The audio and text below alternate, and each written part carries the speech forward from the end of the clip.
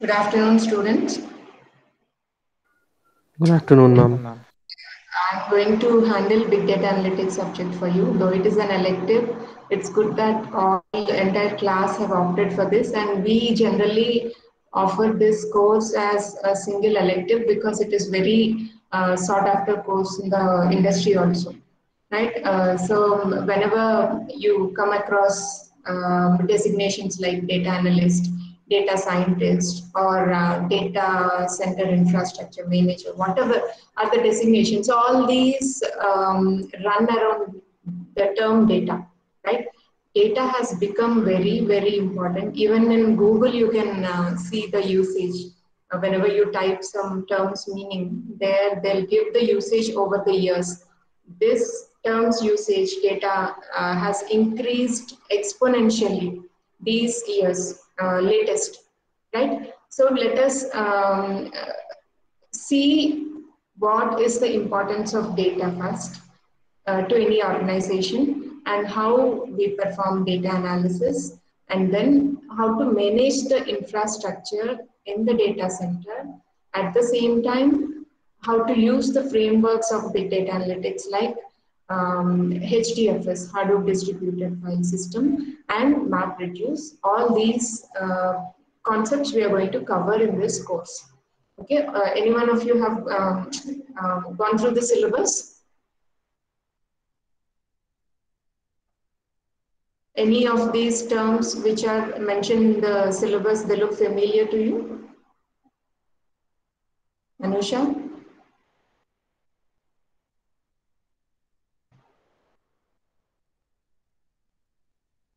Anusha, you're not there?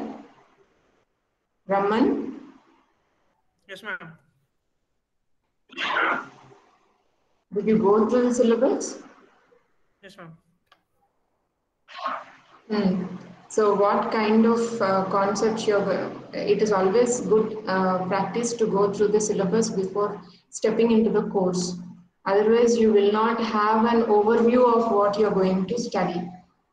Okay, so all of you have to just take the syllabus, go through the subject, see what are all the concepts that are going to be covered. Or I think I can take you on a tour through that. One second. I'll open.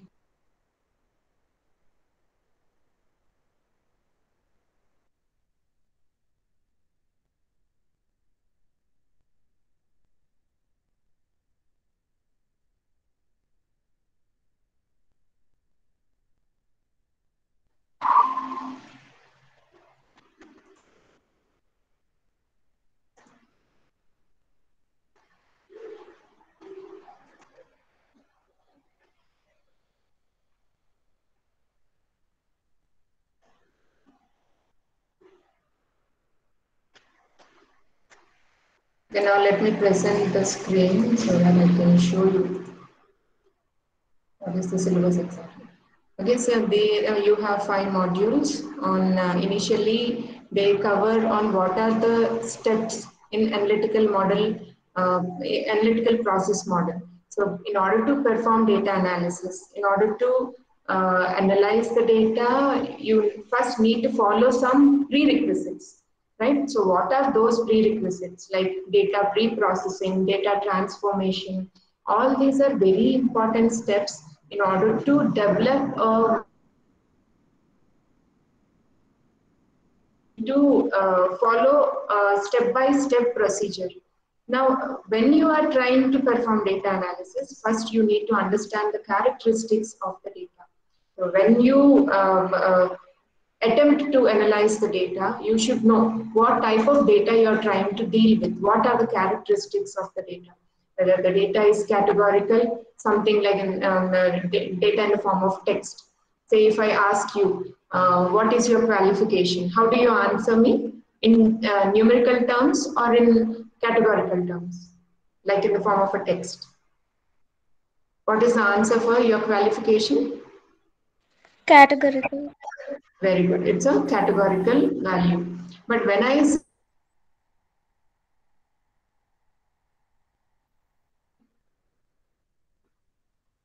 number, numerical, or you can tell your age in the form of a text. No, right? You have, according to this, you have data in two types, categorical as well as numerical. Now, under numerical again, you have different types, continuous values and discrete values. Continuous values means we can measure our weight or we can measure our height in terms of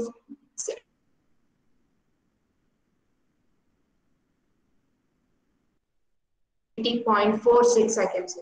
So there is continuity between 80 and 81. You can still represent the gap in between these two numbers with the help of decimal points, 80.1, 80.2, 80.3, and it goes on.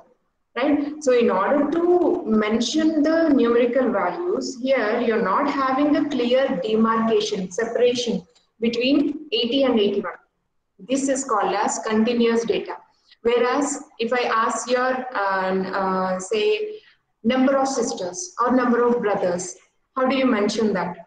Can you say I have 1.5?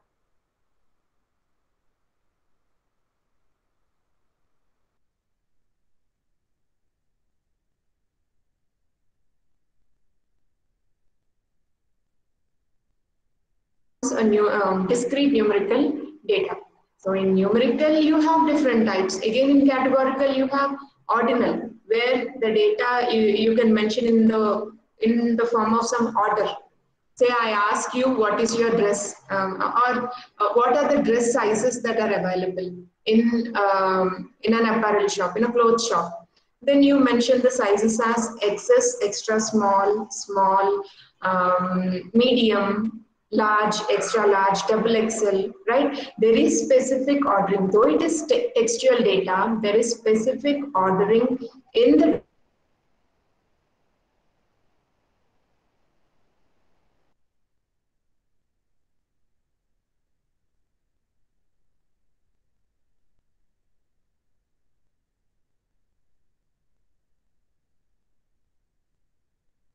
data. And again, you have binary data, where you have only two. Is my connection being lost frequently, students? Yes, ma'am. Yes, ma'am. The voice is broken. Voice is broken. Okay. Yes, ma'am. Connection is not proper here. 1 second, I'll open the door and come.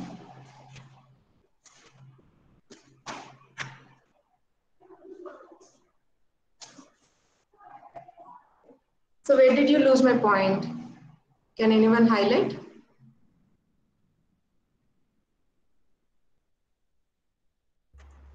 I'm talking about categorical and numerical data, right? Yes, ma'am. After that, So you're with me till discrete and continuous data yes, ma'am. and ordinal data in categorical data? No, ma'am. That. Okay. So in categorical data, again, you have lots of types. All these anyway will be discussed in our class as we come across those specific topics. I'm just giving you an overview. Okay, so when we take categorical data, under that categorical data, we may have ordinal, nominal, and binary. So if we take ordinal data, there is specific ordering in the textual data itself. As I said, the cloths size, you can take it as extra small, small, medium, large, extra large. So you have specific ordering in the sizes of apparels, though the data is textual. Right? So that is called as ordinal categorical data. But if you don't have any implicit ordering in the data, something like I ask you to mention just the political parties you are interested, prefer or you vote for in such case, or the colors you like. When you enlist them, there is no specific ordering in them. Right? When I say which is your first favorite color, second favorite color, there is ordering, but remember there is no implicit ordering in it. In such cases, we call it as nominal categorical data. Just we mention the name of the categories, but you don't have any ordering in the values. So that is called as nominal categorical data. But when you take binary data, there are only two possible values in it. Say, if I take gender of the student, then it may be male or female. Or if we take employment status of the student, then it may be yes or no, right? So only two values are allowed under that particular attribute or that particular parameter or feature. Okay, so that is called as binary categorical data. So you have different types of data that you have to work with. Now, when you come across such kind of data, you can't use the data as it is to perform the analysis, right? You have to pre-process it, bring it into a compatible format with which the algorithm can work. Now, Python libraries, they can't work with categorical data. All categorical data have to be converted to numerical data. And when you take some other algorithms in some other language, programming language, then they may support categorical as well as numerical data. So based on the libraries you use, you need to pre-process the data. So whenever you're trying to analyze the data, once you finish the step of pre-processing, then you go to the next stage, data transformation. Now you may have to bring the data into a limited scale. Sometimes you may have salary of the employee as 5,000 and 5 crores.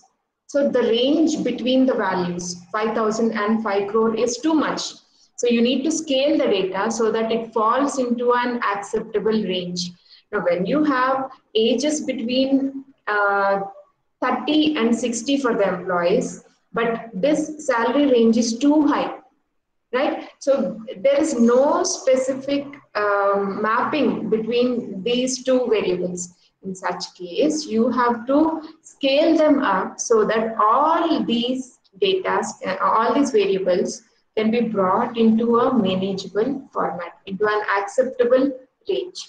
Okay, so that is called as data transformation. There are many other methods, but I'm just giving you an example. Okay, so data transformation has to be done. Then you perform data analysis and finally visualization. Now, who will be interested in visualization? The higher level authorities who need to take decisions in an organization.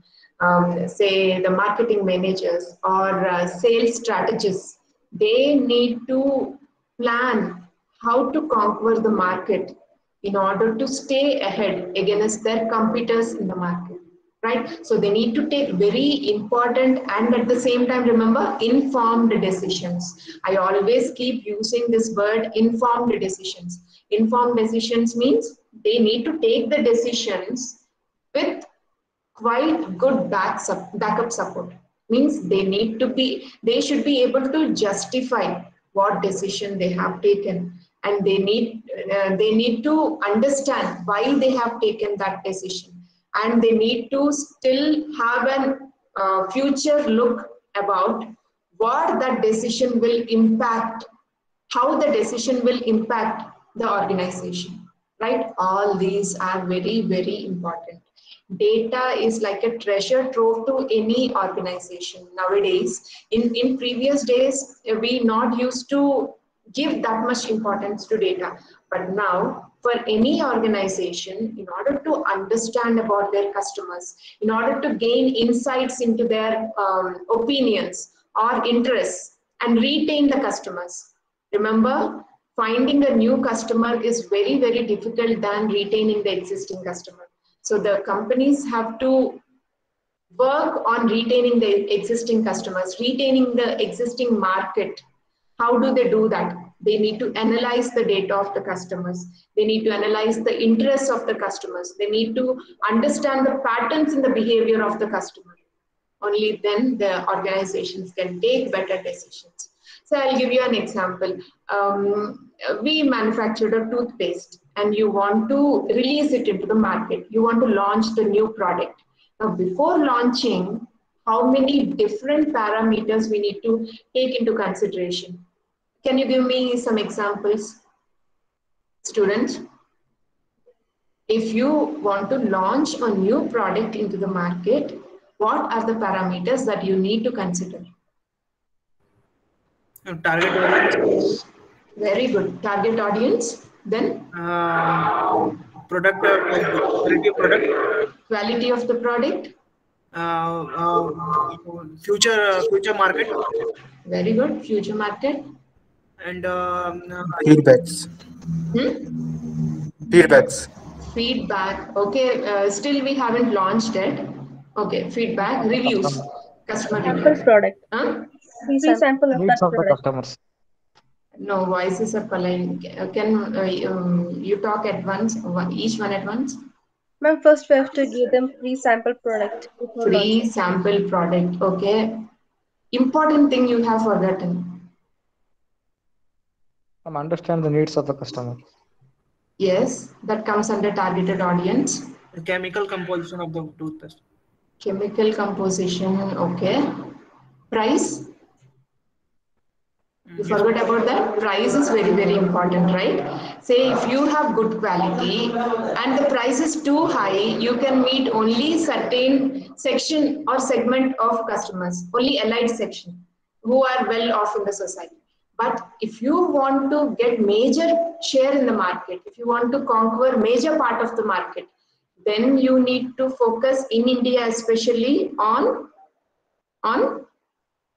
middle class and lower middle class, right? Yes, So ma'am. in India, you know that 80% of the wealth is with 20% of the people, and 20% of the wealth is with 80% of the people, right? So 80% of the people fall on middle class or below middle class line. So you need to see what would be your share in the market if you actually launch the product. How competitive is your price? Now, how do you come to a decision on that? By analyzing the previous historical data of either your company, if you have older products, or different companies' data, right? So there are some data sets which will help you understand what parameters play an important role in order to launch a product into the market. So these are all very important. Data analysis proves to be very, very important, significant to any organization. So you need to, in the first chapter, we are going to understand about example applications where data analysis is used and the basic terminology, nomenclature, and analysis process model. What are the steps involved in developing an analytical model? Then what are the requirements for analytical model and the types of data sources from where we can extract the data when we are attempting to develop an analytical model, and types of data elements. As I discussed now, what are the types of data? You need to understand the characteristics of the data initially in order to fit a specific model to that data. Then data exploration. You need to explore the data, investigate about the data. Preliminary investigation of the data is very, very important in order to understand what type of data you're going to work with. Okay, only based on that you can assume that this technique is good for analysis or this technique is good for analysis, right? So data exploration is another important step, and exploratory statistical analysis. Now when you are performing some analysis, whether it is statistically supported, whether you have proof in the statistical sense, means you have some mathematical numbers which support your analysis, which support your decisions taken from the data analysis. Okay, so that initial exploratory statistical analysis. Then dealing with missing values. You know that data will contain garbage when you take it from the real world, right? Whenever you're capturing the data, you might have missing values, you might have redundant values, you might have, say, not applicable values, right? All these will deviate your analysis results. They will shatter, they will make your analysis results unreliable. So you need to deal with the missing values very appropriately. And outlier detection, another important one. What are outliers? I have already given you an example. Say if the employee's salary is 5,000 and 5 crores, it is a valid outlier because 5 crores can be the salary of CEO and 5,000 can be the salary of a security person.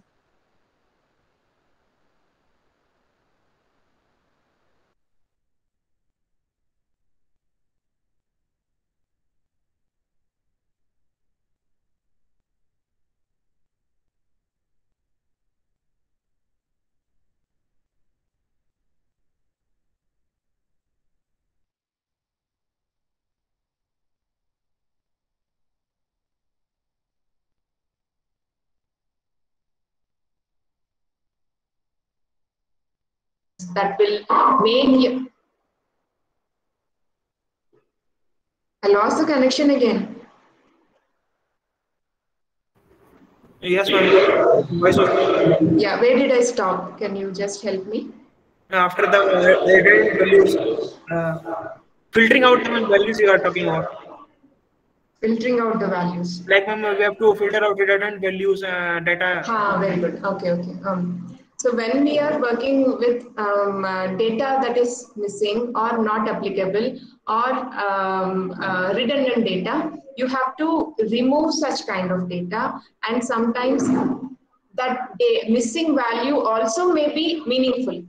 Say, if you have employment status, then he may be a freelancer, not actually employed by an employer, but he may be a freelancer. In such cases, that missing value can be a valid one. Okay, so based on the context, based on the situation, based on the scenario, you need to decide whether to remove a missing value or keep the missing value as it is, or you can transform it to a acceptable form. Okay, that is how you deal with missing values. And outlier detection and treatment is another important step in data analysis process. So what are called as outliers? Extreme values. Extreme values, as I mentioned, salary of an employee can be 5,000 and 5 crore. Now 5 crore can be the salary of CEO and 5,000 can be the salary of an attender. Now these are extreme values, but they are valid outliers. But when we take age of the person as 200, it is an invalid outlier. So you have to decide whether the outlier is a valid one or invalid one, so that they doesn't deviate your data analysis results. Okay, so you will get results, and you will also see that the results are acceptable. But remember, the acceptability of the result and the reliability of the result, both these have subtle difference, very minor difference. Acceptability of the analysis results, we can accept, but under that and in the background, the actual data may not be correct. They may have outliers, which will actually deteriorate the performance of a model, analytical model. So you need to see whether the data is acceptable, whether the results are acceptable, and at the same time, whether they are reliable.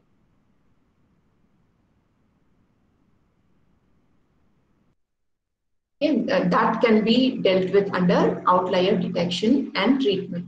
And standardizing the data labels and categorization are the last two topics in this chapter. Standardizing the data, bringing them into a range, and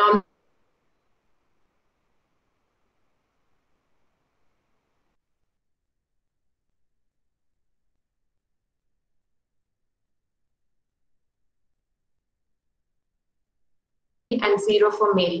Now you have the limit between the values as 0 and 1. But when you take the salary of the employees, you may have again 50,000 to 10 crores. That range is too high. So you need to bring them into a acceptable range in order to perform the analysis. That is called as standardizing the data labels. And then finally, categorization. You need to categorize the data so that it improves the performance of your analytical model. Okay, these are all we are going to deal with in the first chapter. And second and third chapters are mostly like you need to understand them with respect to some dialogues between higher officials in renowned companies. Okay, so the second chapter is mainly how Hadoop's parallel world exists, and how data discovery can be performed, and open source technologies for big data analytics, cloud and big data, predictive analytics, mobile business intelligence and big data, crowdsourcing analytics, and inter and trans firewall analytics. So these are different types of analytics, not only the data, but you can also see how performance on cloud happens. Can you analyze that? Or business intelligence can be drawn from analyzing the data. or can you pull up different people's knowledge in order to perform the analysis? Say crowdsourcing analytics, generally we see hackathons, or we see some data analysis competitions being announced on Kaggle and Netflix, right? They generally announce these data analysis competitions in order to tap the resources that are external to the company, not only internal, but external to the company. So when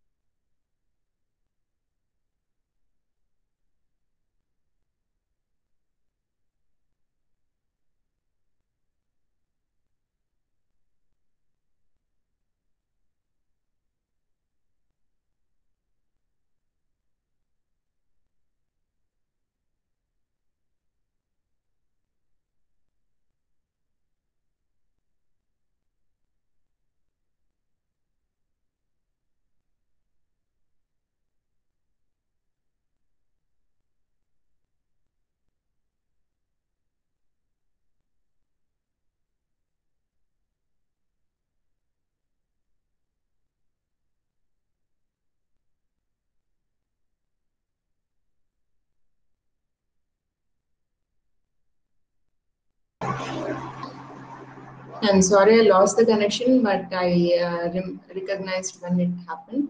Yeah, so we have comparison of Hadoop components with other frameworks. 1 second, I'll share my screen. Yeah, with Hadoop components, so that we'll be able to appreciate the advantages that we come across when we are analyzing large amounts of data, big data analysis if you are performing. Then what are the advantages that Hadoop frameworks provide over the existing systems? Right, like in comparison with grid computing, volunteer computing, all this we are going to see in module.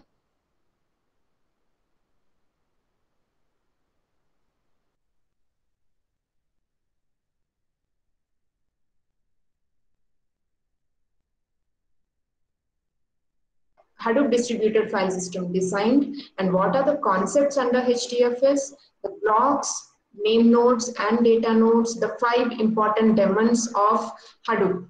The name nodes, data nodes, the primary name node, secondary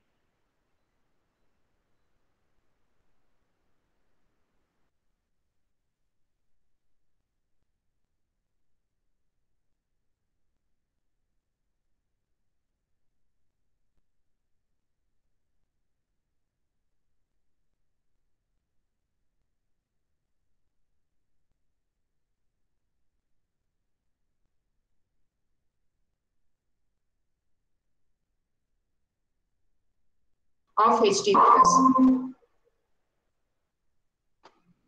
God, there is too much disturbance today. Okay, so all this we are going to see in the fourth module. And in the fifth module, we'll see how to write MapReduce programs using Java language, Java programming language. So for that, we'll take a weather data set by National Climatic Data Center that is situated in US. We have the data center, we have the sample of the data center and how to analyze the data, that voluminous data, using MapReduce framework by writing Java programs for that. That is entirely covered in this fifth module. And how the interface of this MapReduce look like. So how to write the unit tests, to run it on a local system, how to run it in the cluster by scaling up your tests, and how to separately write the map task, reduce task, and sometimes the combiner task. Okay, do not be worried about all this complex terminology. They'll unveil themselves as you go on with the module's progress. Okay. So testing the drivers, running the MapReduce program on a cluster.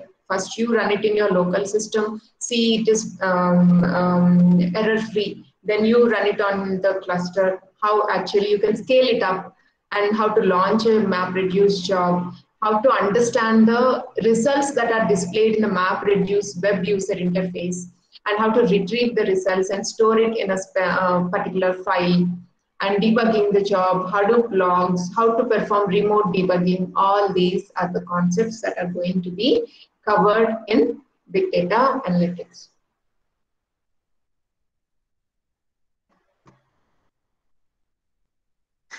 Okay, so whenever you start with data analysis process, you need to first spend more time on data pre-processing. So 80% of the time, so when you're given a project with some deadlines, then 80% of the time has to be spent only in pre-processing the data. Because if you do not spend more time on pre-processing, you may have the risk of working with some garbage values, which are the data that is not cleared out of garbage values. So it leads to a concept called as GIGO, garbage in, garbage out. So if you do not pre-process your data properly, then you will have analysis results that are not at all reliable. So you can't take any proper decisions based on the analysis, based on the results given by that analytical model. So you need to first spend 80% of the time on pre-processing your data, transforming your data in such a way that it gives reliable analysis results.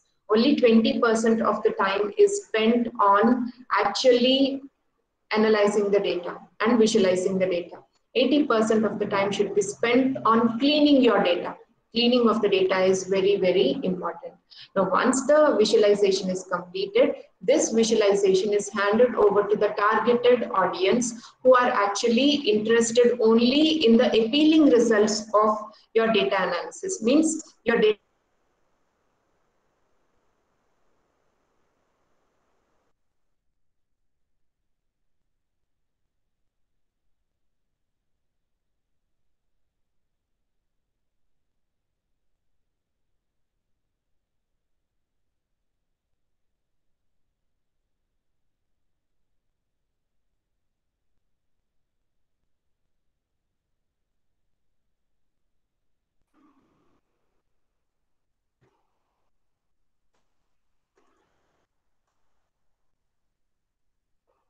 Are you able to hear me? I mean, between Yes, ma'am. voice is going completely. One second.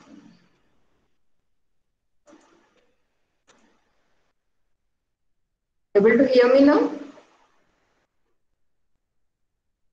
Yes, ma'am. Right, anyway, we need not encounter these problems from Monday because the classes are offline.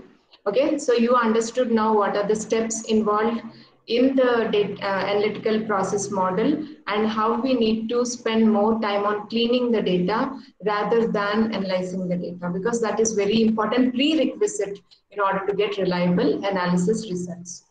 Okay, so we'll meet in Monday's class offline in order to continue with the modules.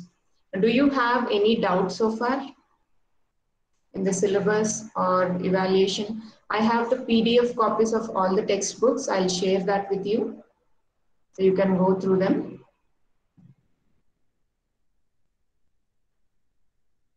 Do you have any doubts about the course? Thank you, ma'am. Syllabus? Hmm? I didn't hear you. Who is that?